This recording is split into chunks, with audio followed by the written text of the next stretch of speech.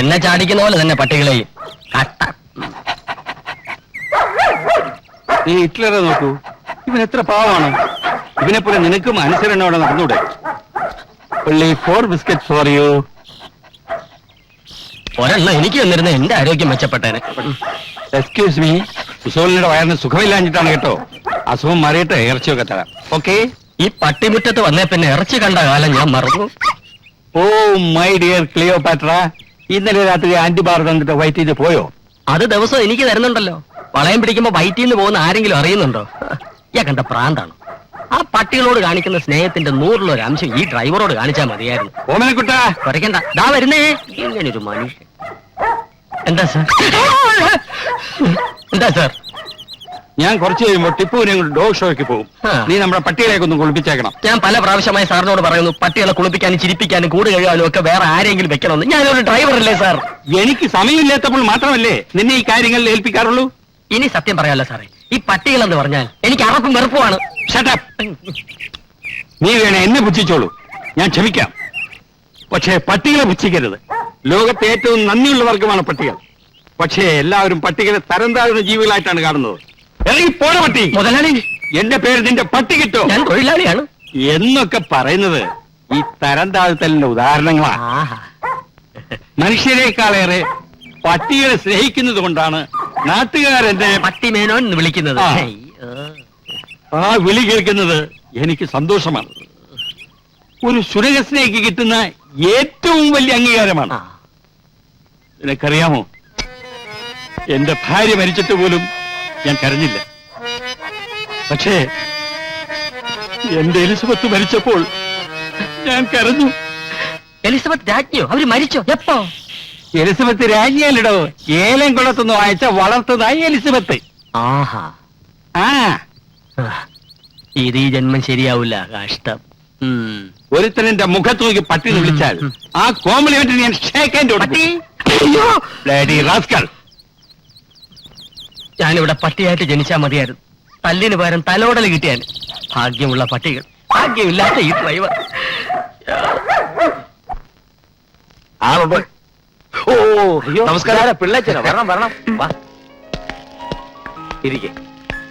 എടോ, ബിസിനസ്സിൽ നമ്മൾ തമ്മിൽ മത്സരമുണ്ടെങ്കിലും ഈ നാട്ടുകാര് പറയുന്നത് പോലെ ഒരു ശത്രുതയില്ല. തനിക്ക് ഇപ്പൊ മനസ്സിലായല്ലോ. തന്റെ കമ്പനി ആകെ തകർന്നിരിക്കുകയാണെന്ന് കേട്ടല്ലോ.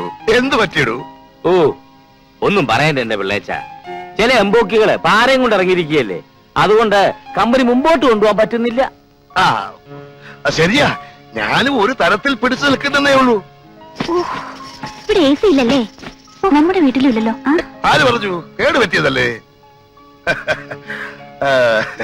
ആട്ടെ, ഇവരൊക്കെ എന്ത് ചെയ്യുന്നു? ഞാൻ BA മ്യൂസിക് കഴിഞ്ഞ് ആദിവാസി സംഗീതത്തിൽ ഗവേഷണം നടത്തിക്കൊണ്ടിരിക്കുക. കൊള്ളാം. അതാ തനിക്ക് ഒരു ആദിവാസി ഛായ.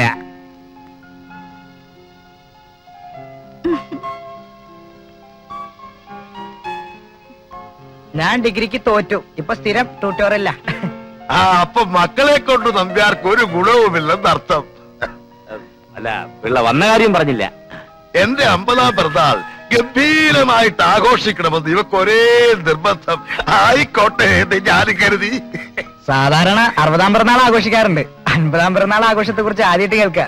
അത് ഷഷ്ടി പൂർത്തി, ഇത് കഷ്ടി പൂർത്തി. ഓ കഷ്ടി പൂർത്തി. ഈ 60 എന്നൊക്കെ പറയുന്നത് ഓൾഡ് ഫാഷനാ. ഇപ്പൊ 50 ഫാഷൻ. അച്ഛന്റെ 50ാം പിറന്നാൾ ആഘോഷിക്കാമെന്ന് ഞങ്ങൾ പറഞ്ഞതാ, പക്ഷേ അമ്മ സമ്മതിച്ചില്ല. ഓ, പണത്തിന്റെ ടൈറ്റ് കൊണ്ടായിരിക്കും അമ്മ അങ്ങനെ പറഞ്ഞത്. ഏയ് അതൊന്നുമല്ല, അമ്മ ഭയങ്കര വിശ്വാസിയാ. അമ്മയുടെ അമ്മാവൻ 50ാം പിറന്നാൾ ആഘോഷിച്ചതിന്റെ 4ാം ദിവസം വടിയായിപ്പോയി. ഈ 50ാം പിറന്നാൾ ആഘോഷിച്ചാൽ പിന്നെ അധിക ദിവസം ജീവിച്ചിരിക്കില്ലെന്നാ അമ്മ പറഞ്ഞ്. അങ്ങനെയൊന്നും ഉണ്ടോ വിശാലം? ഏയ്, ഇനി അഥവാ അങ്ങനെ എങ്ങാനും സംഭവിച്ചാ ഞാൻ അങ്ങ് സഹിച്ചോളാം. ഇവള് തമാശ. ബിസ്ലറി വാട്ടർ തിളപ്പിച്ച ചായയാണോ? അല്ല, പൈപ്പ് വെള്ളത്തിലാ. അയ്യോ, എങ്കിൽ ഞങ്ങൾ കഴിക്കില്ല. അയ്യോ, ഞാനത് ഓർത്തില്ല. ഞങ്ങൾക്ക് ഷുഗറാ. ആന്റി, എനിക്ക് വേണം. മോള് സാധാരണ ഹോളിക്സ് അല്ലേ കഴിക്കുക? ഇന്നെന്ത് പറ്റി? ആര് പറഞ്ഞു? ഞാൻ ചായ കുടിക്കാറുണ്ടല്ലോ. ഞാൻ കണ്ടിട്ടില്ല. നീ അതൊന്നും കാണുകയില്ല. നിനക്ക് എവിടെയാ സമയം? അപ്പോ 15ാം തീയതിയാണ് നമ്മുടെ ഫംഗ്ഷൻ. എല്ലാവരും വരണം. മറക്കരുത്. വരട്ടെ. ശരി.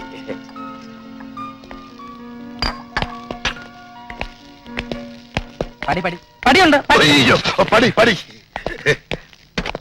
ഇത്രയ്ക്ക് അസൂയയും പൊങ്ങച്ചുള്ള ഒരു ഫാമിലിയെ ഞാൻ ജീവിതത്തിൽ ഇതുവരെ കണ്ടിട്ടില്ല. ആ പെണ്ണ് നല്ല കുട്ടിയാ. അതെ, അത് ഞാനും അങ്ങോട്ട് പറയാൻ തുടങ്ങിയായിരുന്നു. അച്ഛാ, എനിക്കൊരു ഐഡിയ. അവളെ കിട്ടുന്ന കാര്യമാണെങ്കിൽ മക്കളെ നടക്കത്തില്ല. ഛേ, അതൊന്നും അല്ല അച്ഛാ. ആ ജോത്സ്യര് പറഞ്ഞത് സത്യമാണോ എന്നറിയാൻ ഒരു മാർഗമുണ്ട്. പിള്ളയുടെ പിറന്നാളിന് നമ്മൾ ആ കൂടോത്ര പ്രതിമ സമ്മാനമായിട്ട് കൊടുത്താലോ? ഗിഫ്റ്റ് ആയതുകൊണ്ട് അങ്ങേര് അത് സന്തോഷത്തോടെ സ്വീകരിക്കുകയും ചെയ്യും. പാരയ്ക്കൊരു മറുപാര. ആ, ജോത്സ്യര് പറഞ്ഞത് സത്യമാണെങ്കിൽ നമ്മുടെ എല്ലാ പ്രശ്നങ്ങളും തീരുകയും ചെയ്യും, അങ്ങേരുടെ പ്രശ്നങ്ങൾ തുടങ്ങുകയും ചെയ്യും. ഇത്രയൊക്കെ ആയ സ്ഥിതിക്ക് ആ. ആ പരീക്ഷണം കൂടെ നമ്മൾ നടത്തി നോക്കിക്കളയാം. ഇത് പരീക്ഷിക്കാൻ പറ്റിയ വേറൊരുത്തനെ ഈ ഭൂലോകത്ത് വരെ കിട്ടത്തില്ല. അത് വേണോ? മിണ്ടിപ്പോരുത്. പ്രതിമ പാക്ക് ചെയ്യട്ടെ അച്ഛാ.